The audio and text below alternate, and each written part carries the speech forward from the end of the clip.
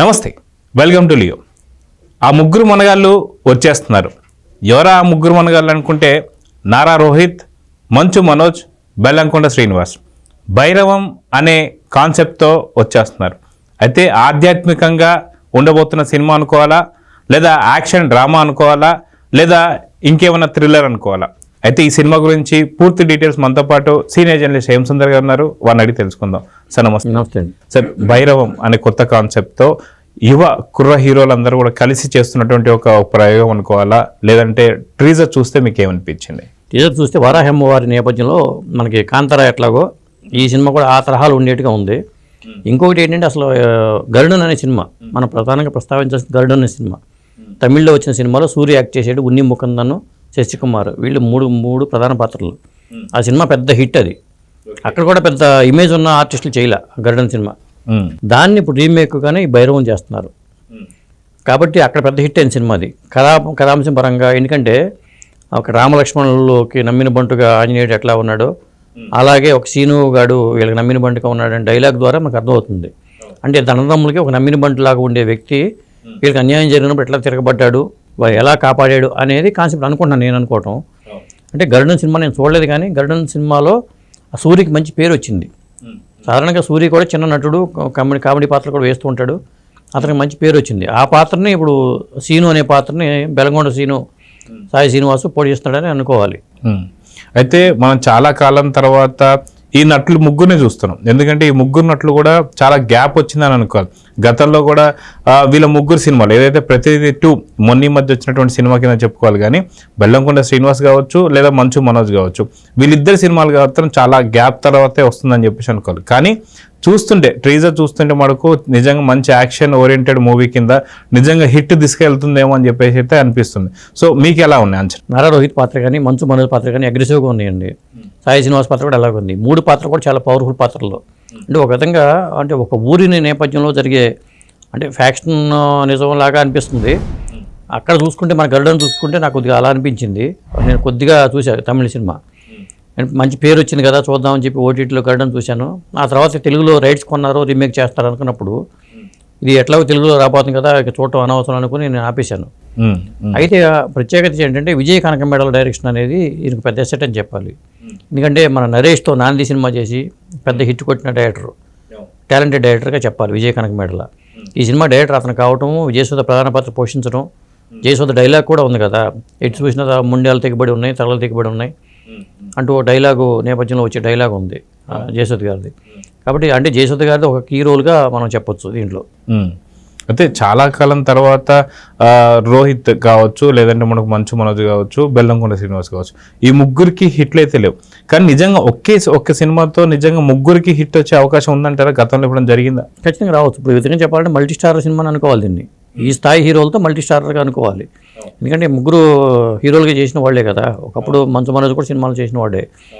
ఇప్పుడు ఏంటంటే మొన్న టీజర్ రిలీజ్ ఈవెంట్లో కూడా మంచు మనోజ్ మాట్లాడిన మాటలు చూసుకున్నా, ఆ సాయి శ్రీనివాస్కి తర్వాత నారా రోహిత్కి వీళ్ళకి మధ్యలో సినిమాలు చేయడం వల్ల మంచి బాండింగ్ కూడా ఏర్పడినట్టుగా అనిపించింది నాకు. అంటే ఒక అన్యోన్యత ఏర్పడింది. మనకి సంక్రాంతికి వస్తున్న టీంలో ఎలాంటి ఒక అన్యోన్యత కనిపించిందో సినిమాల రూపంలో ఎక్కువ కాలం వాళ్ళ సినిమా షూటింగ్లో ఉండటం వల్ల ఆ ప్రేమమానాలు స్నేహబంధం కూడా బలపడినట్టుగా మనం భావించవచ్చు. ఎందుకంటే మంచు మనోజ్ మాటలు చూస్తే మనకు అలా అనిపించింది. నేను మొన్న ఈ టీజర్ రిలీజ్ నిన్న జరిగింది ఈవెంట్. సో దీంట్లో చాలా డిఫరెంట్ చూసుకుంటే జానర్లో సినిమా రాబోతుందని చెప్పి అనుకోవాలి. ముగ్గురిది 3 రకాల షేడ్ లాగా కనిపిస్తుంది. ఏదైతే అన్నదమ్ములుగా నారా రోహిత్ అండ్ మంచు మనోజ్ ఒక పక్కనైతే, వీళ్ళిద్దరికీ అండగా ఉంటుంది బెల్లంకొండ శ్రీనివాస్. నిజంగా ఇలాంటి కథలు తెలుగులో వచ్చాయంటారా? అంటే గతంలో ఇప్పుడు యజ్ఞ సినిమా ఉందండి.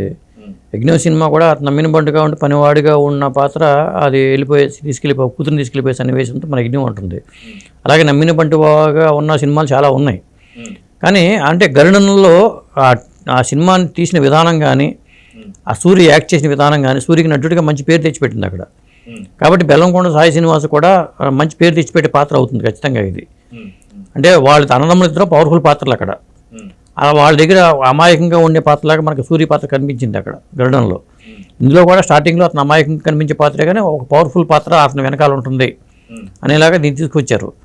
ఇప్పుడు మనకి కాంతారాలో క్లైమాక్స్ ఫైట్ కానీ పుష్ప 2లో క్లైమాక్స్ ఫైట్ కానీ ఇవన్నీ చూస్తే చాలా హెవీనెస్ కనిపించింది. ఆ తరహాలోనే ఈ సినిమాలో కూడా, ఎందుకంటే వారాహి అమ్మవారి నేపథ్యంలో చేసుకున్నారు కాబట్టి ఫైట్స్ పరంగా ఈ మధ్యన మోతాదు మించి ఉంటున్నాయి. కాబట్టి ఇందులో కూడా అలాంటి డిజైన్ చేసి ఉంటారనిపిస్తుంది నాకు. ఇప్పుడు కాంతారా చిన్న సినిమాకు వచ్చి అంత పెద్ద హిట్ అయిందంటే ఆ క్లైమాక్స్ పెద్ద ఎసెట్ అయింది. పుష్ప 2 కూడా క్లైమాక్స్ పెద్ద ఎసెట్ అయింది. ఈ సినిమాలో కూడా అలాంటి డిజైన్ చేసి ఉంటారు. వాళ్ళు టీజర్తో ఇచ్చారు కానీ రిలీజ్ డేట్ ఇంకా అనౌన్స్ చేయలే. మన ట్రైలర్ వచ్చిన తర్వాత, రిలీజ్ డేట్ వచ్చిన తర్వాత కానీ మనం ఈ సినిమా గురించి ఏం చెప్పలేము. అయితే ఇది అక్కడ హిట్ అయిన సినిమా కాబట్టి ఖచ్చితంగా మంచి సబ్జెక్టు, మంచి డైరెక్టర్ పడ్డాడు. ఆర్టిస్టులు కూడా ఆ స్థాయి ఆర్టిస్టులే ఉన్నారు. ఇప్పుడు ఉన్ని ముకుందన్ మొన్న వచ్చిన సినిమా మార్కో, అది బాగానే ఆడింది. ఇక్కడ అతను ఉన్నాడు. అట్లాగా అక్కడ శశికుమార్ చేశాడు. వాళ్ళు చేసిన పాత్రలే ఇప్పుడు వీళ్ళు చేశారు. మన నారా రోహిత్ కానీ, మంచు మనోజ్ కానీ, సాయి శ్రీనివాస్ కానీ. అయితే మనం చూసుకుంటే ఇందాక మీరు అన్నట్టుగా కాంతారా కూడా లాస్ట్లో కులికి దేవుడు ఎప్పుడైతే బాడీలో అవతరించినప్పుడు రిషబ్ శెట్టి చేసినటువంటి యాక్టింగ్ లాస్ట్ 20 నిమిషాలు ఏదైతే ఉందో అది పూర్తిగా సినిమా మొత్తాన్ని హైప్ తెచ్చినటువంటిది. ఎందుకంటే సినిమా ఫస్ట్ స్టార్టింగ్ నుంచి చూసుకుంటే కూడా మనకి అంతగా ఏమంటారు అనమాట, ఏదో జరుగుతుందనో లేదా ఏదో అనిపించినంత లేదు. కానీ లాస్ట్ 20 నిమిషాలు ఏదైతే ఆకట్టుకున్న సన్నివేశాలు ఏదైతే ఉన్నాయో అది కంప్లీట్గా సినిమా ఫస్ట్ స్టార్టింగ్ నుంచి కూడా మొత్తం గ్రాప్ చేసినటువంటి సిచ్యువేషన్ మనం చూసాం. అదే విధంగా దీన్ని చూసి ఇక్కడ మనకి ఏదైతే పుష్ప 2లో గంగమ్మ జాతర సంబంధించి చూసుకుంటే అది పెద్ద హైలైట్ సీన్ అనుకోవచ్చు. చాలా ఎక్కువ రోజులు రామోజీ ఫిల్మ్ సిటీ షూటింగ్ కూడా జరిగింది. సో ఈ రకంగా చూసుకుంటే ఖచ్చితంగా ఈ రెండింటిని బేస్ చేసుకొని ఏదన్నా ఒక మంచి, మీరు ఇందాక అన్నట్టుగా ఒక సీన్ ఉండబోతుంది. ఎందుకంటే లాస్ట్ టీజర్ బ్యాక్ ఎండింగ్లో మనము బెల్లంకొండ సాయి శ్రీనివాసన్ చూస్తుంటే అలాంటి సీనే మనకు కనిపిస్తుంది. సో ప్రజల్ని అట్రాక్ట్ చేస్తానికి ఇలాంటి సీన్స్ పెడుతున్నారంటే ఏం చెప్తారు? ఖచ్చితంగా. పైగా ఆ నటుడిలోని నటనని పూర్తిగా రాబట్టే ప్రయత్నం చేస్తున్నారు. ఎందుకంటే ఇప్పుడు మనకు పుష్పాల అల్లు అర్జున్ చేసిన ఫైట్ కానీ, రిషబ్ శెట్టి కాంతారావు చేసిన ఫైట్ కానీ, అంటే వాళ్ళలోని నటుడిని పూర్తి స్థాయిలో ఆవిష్కరించారు అక్కడ. ఇప్పుడు సాయి శ్రీనివాస్లో నా నటుడిని కానీ, ఎందుకంటే సూర్య కూడా మంచి పేరు వచ్చింది అక్కడ ఆ సినిమాలో, అతని నటనకే మంచి పేరు వచ్చింది. కాబట్టి సాయి శ్రీనివాస్ నుంచి ఎంతవరకు ఏ మేరకు నటన రాబట్టుకుంటాడు ఈ విజయ్ కనకమేడలు అనేది చూడాలి మనం. ఎందుకంటే అట్లా చేస్తేనే పేరు వస్తుంది. ఇప్పుడు కామెడీ పాత్ర ఉందనుకోండి, 100% కామెడీ పండించగలగాలి. అతని నుంచి నటన రాబట్టుకోవాలి. కేవలం చైల్డ్ ఆర్టిస్ట్ బుల్లిరాజు నుంచే అంత నటన రాబట్టుకోగలిగినప్పుడు ఇప్పుడు అంత డైరెక్టర్లు కూడా ఫోకస్ పెడుతున్నారు. ఒక నటుడిని పూర్తి స్థాయిలో మనం వినియోగించుకుందాం అనే ఆలోచన ఇప్పుడున్న డైరెక్టర్లకు వస్తుంది. అవును. అయితే ఖచ్చితంగా ఈ ముగ్గురు హీరోలు ఎవరైతే ఉన్నారో బెల్లంకొండ సాయి శ్రీనివాస్ గారు కావచ్చు, లేదంటే మన మంచు మనోజ్ కావచ్చు, అదేవిధంగా నారా రోహిత్, ముగ్గురికి హిట్లు లేక చాలా కాలం అయిపోతుంది. సో ముగ్గురు కూడా హిట్లు రావాలనేటువంటి తాపత్రయం ఉంది కాబట్టి ఈ యొక్క కాన్సెప్ట్ ఎంచుకున్నారా?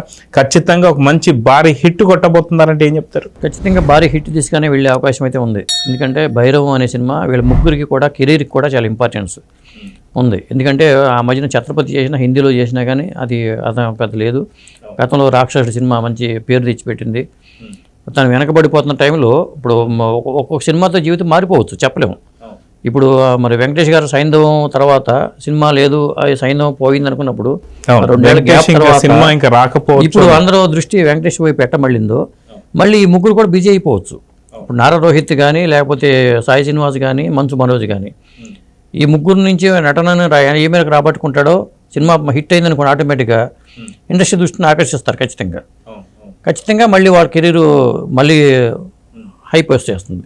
అయితే నాంది లాంటి బ్లాక్ బస్టర్ తీసినటువంటి, ఎందుకంటే మనం చూసాం అల్లరి నరేష్ కామెడీ వరకే పరిమితం అవుతాడు అనుకుంటుంటే ఒక అల్లరి నరేష్ని కూడా ఎలాంటి సినిమా తీశాడు నాంది సినిమా అనేది మనం చూసాం. సో ఇలాంటి సినిమా తీసినటువంటి ఒక విజయ్ కనకమేడల ముగ్గురు హీరోలతో ఎలాంటి యాక్షన్ రాబడతాడు? సో ఇది నిజంగా 2025 కెరియర్లో ఒక మైల్ స్టోన్గా నిలిచిపోయే అవకాశం ఉందా, లేదంటే ఏం చెప్తారు? ఇప్పుడు నాందిలో అల్లరి నరేష్ని ఉపయోగించిన విధానం, ఒక కామెడీ పాత్రలు చేసే నరేష్ని సీరియస్గా తీసుకొని అతని నుంచి అద్భుతమైన నటనను రాబట్టగలిగాడు విజయ్ కనకమేడల. అక్కడే డైరెక్టర్ టాలెంట్ అని అర్థమైపోతుంది. కాబట్టి ఈ భైరవ సినిమాకి ఇతను డైరెక్టర్ అవ్వడం కూడా ఒక ప్లస్ పాయింట్ అని చెప్పాలి. ఎందుకంటే మినిమం గ్యారంటీ సినిమా ఇది. ఒక రీమేక్ సినిమా చేస్తున్నారంటే అక్కడ హిట్ అయితేనే చేస్తారు, లేకపోతే దాన్ని అనువాదం చేసి రిలీజ్ చేసుకుంటారు. కానీ రైట్స్ కొని చేస్తున్నారంటే సబ్జెక్ట్ మీద ఉన్న నమ్మకం, ఈ పాత్రలకి వీళ్ళైతే న్యాయం చేస్తారనే నమ్మకంతో వీళ్ళు ముగ్గురిని పెట్టుకున్నారు. అలాగే ఒక కీలకమైన పాత్రకి జయసుధని ఎంపిక చేసుకున్నారు. ఇక్కడ నటుల ఎంపికలోనే సగం సక్సెస్ విజయ్ కనకమేడలకు వచ్చేసింది. ఇక సినిమా పరంగా అతను ఎలా తీస్తాడు, అనే టీజర్ చూస్తే మనకు అర్థమవుతుంది కంటెంట్ దీంట్లో ఉందనేది అర్థమవుతుంది. ట్రైలర్ వచ్చాక పూర్తి స్థాయిలో మనకు అర్థమవుతుంది, నమ్మకం కుదురుతుంది. అవును. సో చూద్దాం సార్, ఖచ్చితంగా ఈ సినిమా మంచి భారీ హిట్ కొట్టాలని అయితే కోరుకుందాం. నమస్తే. నమస్తే.